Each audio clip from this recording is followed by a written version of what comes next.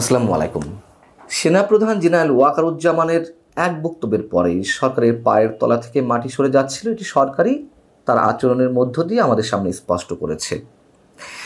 এবং জেনারেল ওয়াকারুজ্জামান কেন রাজনৈতিক বক্তব্য দিবেন এমন প্রশ্ন তুলে সরকারের মধ্য থেকেই মন্ত্রী প্রতিমন্ত্রী পদমর্যাদার দায়িত্বে থেকে এবং ডক্টর মোহাম্মদ ইউনূসের যে দল, জাতীয় নাগরিক কমিটির নেতারা সহ কোনো দলের নেতারা যে যুদ্ধংদেহী মনোভাব পোষণ করছিলেন, প্রশ্ন তুলছিলেন যে জেনারেল ওয়াকারকে যদি রাজনীতিতে আসতে হয় তাহলে গায়ের উর্দি খুলে আসতে হবে। এমন একটা অবস্থায় অনেকের মনে প্রশ্ন যে কী হতে যাচ্ছে, কোনো চমক আসতে যাচ্ছে কিনা। হাওয়া যেহেতু প্রতিনিয়ত বদলাচ্ছে, কেউ স্পষ্ট করে বলতে পারেন না যে কী হতে যাচ্ছে। তবে এমন সব প্রশ্নের মধ্য দিয়ে আমরা সবশেষ সোমবার ক্যান্টনমেন্টে সেনাপ্রধান জেনারেল ওয়াকারুজ্জামানের সঙ্গে জামাতের শীর্ষ নেতাদের যে বৈঠক, তার মধ্য দিয়ে আমরা বলতে পারি কিছু একটা হচ্ছে, এবং এই কথা আমি সবসময় বলে আসছি। এবং সবশেষ গত 2 দিনে ঘটনা পরম্পরায় আমাদের সামনে যা উপস্থিত হচ্ছে, মনে হতেই পারে যে হাওয়া বদলাচ্ছে খুব দ্রুত। প্রথমত, সেনাবাহিনীর পক্ষ থেকে সাংবাদিক সম্মেলন করে আনুষ্ঠানিকভাবে জানিয়ে দেওয়া হলো দেশের স্বাধীনতার সার্বভৌমত্বের প্রশ্নে বাংলাদেশ সেনাবাহিনী কারোর সাথে কোনো আপোষ করবে না, এবং করিডোরের ক্ষেত্রে তারা স্পষ্ট জানিয়ে দিল এটি তারা কোনোভাবেই মানবে না। আবারও জানিয়ে দিল। নিঃসন্দেহে এর মধ্য দিয়ে আমরা অনেক গুরুত্বপূর্ণ বার্তা পেয়েছি। একই সঙ্গে বিএনপি সেনাপ্রধানের বক্তব্য সমর্থন দিয়েছে। বিএনপির স্থায়ী কমিটির সদস্য, খুবই গুরুত্বপূর্ণ নেতা আমির খসরু মাহমুদ চৌধুরী খুবই গুরুত্বের সঙ্গে এবং লজিক্যালি একটি মন্তব্য করেছেন। তিনি বলছেন যে 5 আগস্ট শেখ হাসিনার প্রস্থানের পর সারা দেশের মানুষ তো মুখিয়েছিলেন সেনাপ্রধানের বক্তব্যের জন্য। তাহলে এখন এই অবস্থায় এসে সেনাপ্রধান যদি গণতন্ত্রের স্বার্থে দেশকে গণতান্ত্রিক প্রক্রিয়ায় নিয়ে যাওয়ার জন্য কোনো মন্তব্য করে থাকেন, কোনো বক্তব্য দিয়ে থাকেন, তাহলে সমস্যা কোথায়? খুবই স্বাভাবিক। দেখুন, একটি কথা সবসময় বলি, বর্তমান অন্তর্বর্তী সরকার কোনো স্বাভাবিক সরকার নয়। এখানে সেনাবাহিনীর অবশ্যই অনেক বড় ধরনের ভূমিকা রয়েছে দেশকে নৈরাজ্যময় একটা অবস্থা থেকে উত্তরণের জন্য। এ বিষয়ে আর বলছি, তার আগে একটু বলি যে জামাতের বৈঠকে কারা উপস্থিত ছিলেন। জামাতের নেতাদের মধ্যে ছিলেন জামাতের শীর্ষ নেতা আমির ডাক্তার শফিকুর রহমান এবং নায়েবে আমির আবদুল্লাহ মোহাম্মদ তাহের। গণমাধ্যমের পক্ষ থেকে যখন জানতে চাওয়া হলো বৈঠক বিষয়ে, তখন আবদুল্লাহ মোহাম্মদ তাহের বলছেন আসলে এটা তো সৌজন্য সাক্ষাৎ ছিল কেবল, সামগ্রিকভাবে বর্তমান পরিস্থিতির ব্যাপারে কিছুটা কথাবার্তা হয়েছে, এই তো। কি বিষয়ে আলোচনা হয়েছে সেটি জানতে চাইলে তিনি বলছেন সেনাপ্রধান বা সেনাবাহিনী কারোর সঙ্গে আমাদের ফর্মালি কোনো বৈঠক হয়নি। আবারও সে কথা। এখন নির্বাচন বা রাজনৈতিক কোনো বিষয় আলোচনা হয়েছে কিনা সেই প্রশ্নের জবাবে তিনি বলছেন যতটুকু বলেছি এর বেশি কিছু বলতে পারবো না। তার মানে এই যে এর বেশি কিছু বলতে পারবো না, এর মধ্য দিয়েই আমরা স্পষ্ট যে আরও অনেক বেশি বিষয়ে আলোচনা হয়েছে। এবং জামাতে ইসলামী জরুরি সংবাদ সম্মেলন ডেকেছে মঙ্গলবার রাজধানীর ডিপ্লোমা ইঞ্জিনিয়ার্স ইনস্টিটিউশনে। জামাত সাম্প্রতিক সময়ে রাজনীতিতে মুরব্বীর ভূমিকায় অবতীর্ণ হওয়ার চেষ্টা করছে। 21 মে অফিসার্স অ্যাড্রেসে সেনাপ্রধান যে বক্তব্য দিয়েছিলেন, তারপরে সরকারের মধ্যে যে তুমুল একটা উদ্বেগের বিষয় আমাদের সামনে স্পষ্ট হলো। তারপরে জামাতের পরামর্শ ছিল সর্বদলীয় বৈঠক আহ্বানের।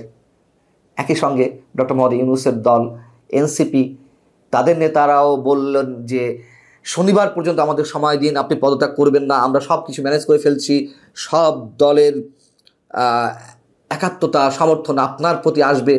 আমরা দেখলাম যে সে ধরনের একটি আয়োজন করা হলো সরকারের পক্ষ থেকে। এটা একটা প্রহসনের আলোচনা। আমি নিঃসন্দেহে বলবো সরকার তার অবস্থানে আছে, শুধু রাজনৈতিক দলগুলো গিয়েছে আর আসছে, তাদের সেই পুরনো বক্তব্যগুলো দিয়ে আসছে।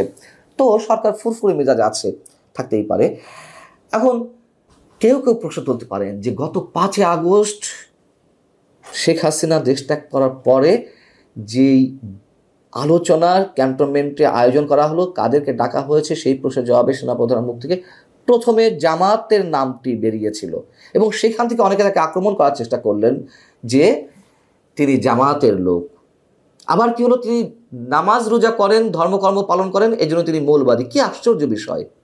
ধর্মকর্ম তো আমরাও পালন করি ব্যক্তিগত জীবনে, তাতে আমরা সবাই মৌলবাদী হয়ে যাব? সে যাক। এখন আবার দেশকে অস্থিতিশীল করতে, নৈরাজ্যের দিকে নিয়ে যেতে বিশেষ কোনো কোনো পক্ষের পেইড এজেন্ট হয়ে আটলান্টিকের ওপার থেকে কয়েকজন আছেন, তারা জামায়াতের এজেন্ডা বাস্তবায়ন করছেন। বিএনপি সেনাপ্রধানের বিরুদ্ধে বিষোদ্গার করতে করতে মুখে ফেনা তুলে ফেলেছেন। আবার সেই জামাতের সঙ্গে বৈঠক। বিষয়টা কি? এত সহজে সমীকরণ মেলালে হবে না। সেনাপ্রধান ইজ অন রাইট ট্র্যাক, আমি সবসময় বলে আসছি। আবার কেউ কেউ বলেন সেনাপ্রধান শেখ হাসিনা আত্মীয়, অর্থাৎ তিনি গাদ্দারি করছেন দেশের সঙ্গে, ইত্যাদি ইত্যাদি অনেক কথা আছে। সব কথা আসলে বিবেচনায় নিয়েই আমাদের রাজনীতির এই অবস্থা। বিষয়টি হচ্ছে যে সেনাপ্রধান অবশ্যই তার ভূমিকা পালন করবেন। দেশের সাম্প্রতিক যে অবস্থা, তাতে সেনাবাহিনীকে এই বিষয়গুলো অ্যাভয়েড করার কোনো সুযোগ নেই, এটি অনেকেই বলছেন। এর আগে আমরা দেখেছি যে দেশটাকে কেউ কেউ নিজের বাপের মনে করেছেন, এখন এই অবস্থায় এসেও কেউ কেউ তাদের নিজেদের বাপের বলে মনে করছেন। দেশটা কারো বাপের নয়। কথাগুলো শুনতে খারাপ লাগতে পারে, বাধ্য হলাম এভাবে বলতে। মানে এই দেশটাকে নিয়ে যেভাবে ছিনিমিনি খেলা হচ্ছে, অভিযোগ ছিল ভারত তার আধিপত্য কায়েম করছে, এখন কি হচ্ছে? এবং মার্কিন সাম্রাজ্যবাদের পক্ষে স্পষ্ট অবস্থান নিয়েছে একটি গোষ্ঠী। কাদের কথা বলছি নিশ্চয় বুঝতে পারছেন, এর আগে আমি বিস্তারিত বলেছি এর আগের কন্টেন্টে। বন্দরে বিপ্লব ঘটানো হবে, বন্দর বিদেশিদের হাতে তুলে দেওয়া হবে না, দিতে দেওয়া হবে না, এর পক্ষে অবস্থান নিয়েছে সেখানকার শ্রমিকরা। তাদের উপরে নাকি হামলা করা হবে। সচিবালয়ে যৌক্তিক দাবিতে আন্দোলন চলছে, তাদের উপর হামলা করা হবে, বিপ্লব করা হবে। বুঝে নিন কি অবস্থা। এবং বিপ্লব শব্দটা উচ্চারণ করতে করতে বিপ্লবের ধারই কমিয়ে ফেলা হয়েছে। মানুষ আর এইসব বিপ্লবের ধার ধারবে না, মানুষ বারবার প্রতারিত হচ্ছে। এখন গত কয়েকদিন ধরে যে ধারাবাহিকভাবে রাজনৈতিক দলগুলোর সঙ্গে আলোচনার যে একটি নাটক আমরা দেখলাম, এর মধ্য দিয়ে সরকার বেশ একটা ফুরফুরে মেজাজে ফিরেছিল। জামাতের এই বৈঠকের পরে নিশ্চয়ই তারা অন্যভাবে কোনো ধরনের কোনো অঙ্ক কষার চেষ্টা করবে। তবে এটুকু বলি, তারা সহজে ছাড়বে না। মার্কিন ইন্ধন তো রয়েছে। এই অবস্থায় অন্তত আমি মনে করি, অনেকে বলতে পারেন যে চমক আসছে, এটা চমকের কিছু নেই। স্পষ্ট করে বলি, একটা উদাহরণ দিয়ে বলি। আমি ব্যক্তিগতভাবে মনে করি যে কোনো জঘন্যতম রাজনৈতিক সরকারের চেয়ে আরও ভয়ঙ্কর একটা অনির্বাচিত সরকার দীর্ঘদিন ক্ষমতায় থাকার বিষয়টি এবং একই সঙ্গে সামরিক সরকারের বিষয়টিও। কিন্তু একটু খেয়াল করে দেখুন, এই ধ্যান ধারণার অনেক মানুষও এখন সামরিক সরকার চায়, যদিও আমি সেটিকে সমর্থন করছি না। আমি শুধু বলছি, দেশের এই অবস্থায় সেনাবাহিনীর অবশ্যই একটা বড় ভূমিকা রাখতে হবে।